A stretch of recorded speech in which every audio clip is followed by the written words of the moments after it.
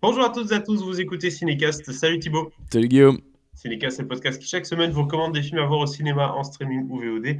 Aujourd'hui, on vous parle d'un film qui sort en Belgique d'abord, avant de sortir en France. Il sortira en mai en France, le 11 mai si je ne me trompe pas Thibaut. Exactement. Chez nous, du coup, il sortira plutôt le 20 avril. Film très très attendu de Robert Eggers. Robert Eggers, c'est notre ami de Lighthouse. C'est aussi l'homme derrière The Witch. Donc des films bien typés, bien avec un univers particulier, toujours une attention à comment dire, à l'histoire, hein, parce qu'il aime bien jouer justement avec les dialectes, notamment dans The Lighthouse et tout. Donc là, il va nous faire un film qui parle de Vikings. C'est une sorte de conte, de légende viking assez classique. Vous allez voir que vous allez vous y reconnaître un petit peu dans le synopsis. Alors, au casting, on retrouve Alexander Skarsgård, Nicole Kidman et également Anna Taylor-Joy. De quoi ça parle le film? Le synopsis est plus court que ça, tu meurs. C'est au Xe siècle, en Islande, la vengeance perpétrée par des Vikings. Voilà, vous avez compris, c'est une histoire du coup de vengeance.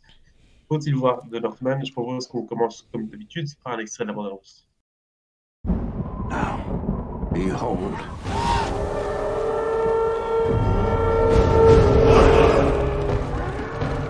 He's here.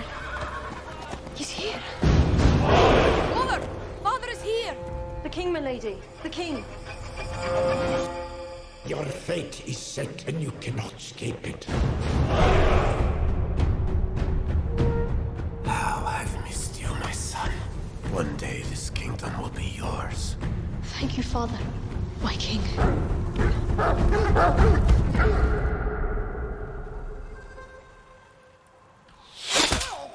Father! For whom you shed your last teardrop. Uncle Fiona. Voilà, je propose qu'on s'arrête là. On a déjà vu un peu le roi lion, hein, entre guillemets, chez les Vikings. Oui, L'oncle oui. qui... l'oncle qui vient, je suppose, assassiner le père, et donc du coup, on veut se venger. Voilà, c'est le roi lion.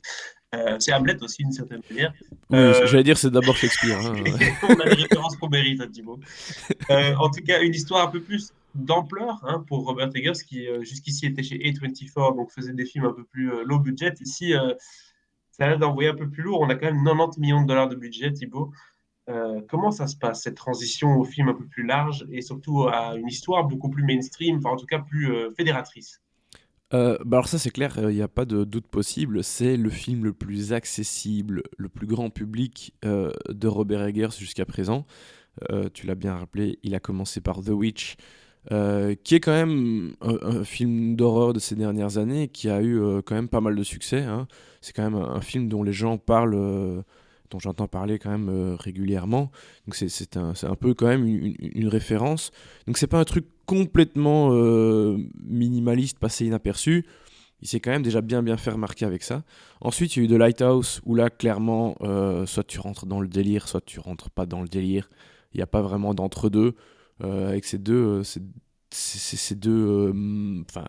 gardiens de phare, filmés en noir et blanc, carré. Enfin, vraiment, si t'es pas rentré dans le délire, c'est normal. Moi, j'aime beaucoup. Mais voilà, du coup, ici, on est vraiment dans un passage beaucoup plus grand public, avec quelque chose de plus, un peu plus consensuel, un peu plus facile, hein, une histoire de vengeance de vikings. Tu t'imagines déjà un peu tout le potentiel, et c'est quelque chose qui est un peu plus, qui appelle un peu plus le public, enfin plus facilement en tout cas que ses films précédents. Donc ça, c'est clair et net. Et on sent qu'il a eu beaucoup plus de budget que pour ses films précédents, bien que tous les deux avaient énormément de classe, c'était très beau. Mais ici, c'est clair qu'il y a une ampleur, une dimension supplémentaire que Robert Eggers a pris avec ce film-ci. Alors, vas-y, je sens que tu veux J'ai envie de parler. dire que ça ressemble un petit peu, en tout cas en esthétique et en style, à un film qu'aurait pu faire Ridley Scott il y a 15-20 ans. Oui, bah, on a une direction artistique qui est assez canon, hein, avec des décors nickel, des super costumes, beaucoup d'espace naturel aussi. Il y a pas mal d'effets spéciaux, mine de rien, plus tard dans le film. Je vais pas trop parler de ça, mais il y, a, il y a toute une séquence à la fin du film qui m'a fait penser à une célèbre scène d'une grande saga intergalactique. Mais Mais non, globalement, vraiment, le film est assez canon, ça c'est clair et net, et c'est le point fort de Robert Eggers, c'est déjà tout le travail visuel, et puis son travail de metteur en scène, évidemment. Et Dieu sait que c'est nécessaire parce que, tu l'as dit, le synopsis ici, c'est 3 phrases, enfin c'est une phrase, c'est 10 mots. Euh, donc il faut que derrière ça suive. Parce que c'est une histoire de vengeance, tout ce qu'il y a de plus classique, hein. Ici, la bande-annonce, elle montre vraiment, bah, du coup, les 20 premières minutes du film, quelque chose comme ça, hein. Donc c'est le personnage interprété par Ethan Hawke qui va se faire assassiner, effectivement. Donc Ethan Hawke, on le voit pas très très très longtemps dans le film. Et tout le film, évidemment, c'est la question du fils qui va vouloir le venger. D'ailleurs, quand il part, qu'il arrive à fuir, parce qu'il voit son père se faire assassiner, il dit je vais te venger mon père, je vais te sauver ma mère, et puis je vais te tuer bah, mon oncle, hein, parce que on le voit clairement dans la bande-annonce. Voilà. Donc ça, vraiment, mais le film ne joue absolument pas sur le suspense là-dessus, hein. Tout est très clair, les enjeux sont très facilement posés et très rapidement, et t'as pas le choix avec ce genre de film, parce que si tu fais pas ça, après ça devient très très compliqué. Donc, une histoire de vengeance, le film fait près de 2h20, classique, mais donc comme je disais, ça doit suivre derrière, parce qu'effectivement, s'il se passe pas grand-chose, c'est compliqué. Donc, à ce niveau-là, je trouve que Robert Eggers s'en sort admirablement bien, parce qu'il y a pas mal de choses qui se passent dans le film. Certes, la trame, très facile, mais il y a pas mal de péripéties, évidemment. Quand tu retrouves le personnage incarné par Alexander Skarsgård, et qu'il est adulte, parce qu'au début, comme je disais, on le voit enfant, hein, tu dois comprendre son cheminement, comment est-ce qu'il va retourner sur ses terres d'origine, comment est-ce qu'il va mettre en place son plan pour se venger. Donc voilà, il se passe quand même plein de choses. Et on n'a pas le temps de s'ennuyer pendant les 2h20, quoi. Donc, Je suppose que Robert Eggers aime bien jouer quand même avec l'aspect mise en scène parfois un peu mystique ou mystérieuse. C'est un peu son fort aussi, hein. D'ailleurs, ouais. on voit dans l'annonce un plan sur Willem Dafoe qui est genre un peu claustrophobique. Donc, Mhm. il aime bien jouer avec ces trucs un peu angoissants. Est-ce qu'il a mis un peu de ça dans le film aussi? Il y a un peu de ça, notamment via le personnage d'une sorcière qu'on voit, qui est interprétée par Björk. D'ailleurs, on la voit rapidement dans la bande-annonce, hein. C'est cette sorcière blanche avec une espèce de j'allais dire de coiffe un peu spéciale. Il y a un peu de ça, effectivement, mais je pense que de par le côté très grand public du film, en tout cas, il n'y en a pas assez à mon goût. C'est-à-dire qu'on reste dans quelque chose de très premier degré, très facile à comprendre. Vraiment, il y a pas 10 000 questions à se poser. Mais il y a quand même tous des passages que je trouve vraiment très bien, notamment avec la métaphore de l'arbre généalogique qui est assez intéressante, euh, qui l'illustre vraiment en tant que tel, hein, avec un arbre, et tu vois les différents personnages, etc. Enfin voilà, je vous en dis pas plus, vous verrez bien ça dans le film.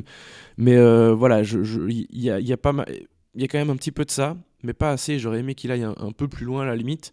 Mais voilà, il y a les contraintes du fait que ce soit un film un peu plus accessible, un peu plus grand public. Donc il va pas à fond dans ce délire-là non plus. Euh, et à la limite, c'est un peu mon seul petit reproche, c'est que voilà, ça aurait peut-être pu être un peu plus, je vais pas dire mature, mais peut-être un poil moins simpliste de ce côté-là. Ouais, forcément, budget oblige, il faut bien que ce soit rentable, donc on va essayer de faire un film un peu plus lisse. Est-ce que les scènes d'action, il s'en sort bien? Parce que jusqu'ici, Robert Eggers, il n'a jamais fait de scène d'action, enfin, C'est vrai, aucune.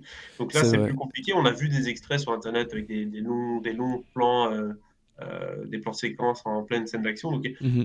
il a pu jouer avec ça aussi là-dessus? Oui, oui, oui. Il y a des passages quand même pas mal, enfin assez intéressants au niveau de l'action. Il y a peu de scènes de vraiment grosses batailles. Je veux dire, bataille avec pas mal d'ampleur, c'est-à-dire avec beaucoup de personnages où tu sais, t'as une grosse fight à la Braveheart ou des trucs comme ça. Il y en a pas vraiment. Il y en a une un peu au début où tu découvres le personnage d'Hamlet, donc le personnage principal incarné par Alexander Skarsgård, où ils font une espèce d'attaque de village, voilà. Donc c'est pas vraiment un gros face-à-face avec plein de guerriers, mais il y a une grosse attaque de village quand même, qui est pas mal. Il y a quand même beaucoup de violence, hein. Robert Eggers, il se fait pas mal plaisir. C'est un peu sanglant, un peu gore. Donc non, ça c'est assez cool. Et vraiment, quand il filme des scènes d'action, des scènes de combat, il s'en sort vraiment bien. Donc ça, vraiment, il fait un très bon taf. Ah, écoute, que des bonnes nouvelles du coup pour ce The Northman, hein. Deux, trois petites réserves sur certaines choses qu'on aurait voulu avoir un peu plus dans le film. Ça reste un peu plus lisse, un peu trop peut-être, mais en tout cas, ça a l'air d'être de très bonne facture. Qu'est-ce que tu donnes comme note, Thibaut? À part si t'as encore un dernier truc à dire, bien sûr. Bah, un petit peu sur les comédiens quand même, parce C'est vrai, que on n'a pas parlé. parce qu'il y a quand même un solide casting. Alors, Alexander Skarsgård, pardon, c'est pas un comédien dont je suis un grand fan. Parfois j'aime bien, parfois j'aime un peu moins. Mais globalement, il s'en sort très très bien. J'étais très heureux de retrouver Claes Bank, qui était l'acteur principal du film The Square, notamment de Ruben Östlund, qui avait la Palme d'Or à Cannes il y a quelques années, qui joue donc le Fjolnir, l'oncle d'Hamlet. Il est génial, comme d'hab. Voilà, c'est un comédien que j'aime beaucoup et il est toujours impeccable. Nicole Kidman, ça fait un moment que je ne l'ai pas vu au cinéma. Très bien, dans le rôle de la mère du personnage d'Hamlet. Anya Taylor-Joy, qui était déjà dans The Witch, évidemment toujours impeccable. Et elle est vraiment en train de se faire une carrière incroyable. Ethan Hawke, il n'est pas là très très très longtemps, mais super. Willem Dafoe, il n'est pas là très très longtemps non plus, mais toujours aussi super. Björk, super Björk, j'aime beaucoup, mais j'aurais aimé voir beaucoup plus de son personnage. Et puis on retrouve aussi Ralph Fiennes et Kate Dickie qui jouaient les parents dans The Witch. Ici, ils ont des plus petits rôles, mais voilà, c'est vraiment un casting très très très solide, euh, qui est parfait pour ce film, quoi, tout simplement. Reste à voir si ça va fonctionner, hein. Je pense que c'est vrai qu'il y a beaucoup d'attentes chez les cinéphiles, mais c'est vrai que le grand public n'a pas trop connaissance de ce réalisateur-là et c'est pas aussi marketable qu'un Batman ou un truc comme ça. Donc ça va être un peu Mhm. particulier de voir un peu comment ce film va être reçu dans les salles. Et qu'est-ce que tu lui donnes comme note en tout cas, Thibaut? Bah écoute, tu l'as dit, c'était un film qui était attendu par les cinéphiles et personnellement je pense que c'était un des films, peut-être le film que j'attendais le plus cette année. Mhm. Euh, et globalement, j'ai pas été déçu. Vraiment, c'est ça. C'est toujours, t'as des craintes quand t'attends beaucoup un film, mais globalement, j'ai pas été déçu. Est-ce Même que si, tu vas voilà, l'acheter en malgré mes 4K, petites réserves. Blu-ray 4K? C'est ça la vraie question. Bah évidemment que je l'achèterai quand il sortira. La question ne se pose même pas. Ah, ça veut dire que c'est pas mal. Tu vois, tu aurais pu dire ouais, non, pas trop. Ok, oui. Donc, la note, Bah donc 4, pardon. Excuse-moi, je pensais t'avoir 4 étoiles. répondu. Écoute. Bah oui. Voilà qui conclut cet épisode consacré à The Northman qui sort, je le rappelle, chez nous le 20 avril, mais le 11 mai en France. On a donc une exclusivité pour nos amis français. N'hésitez pas à partager votre avis sur ce film dans les commentaires et si ce n'est pas déjà fait, à vous abonner au podcast sur la plateforme de votre choix. À très bientôt pour de nouvelles recommandations.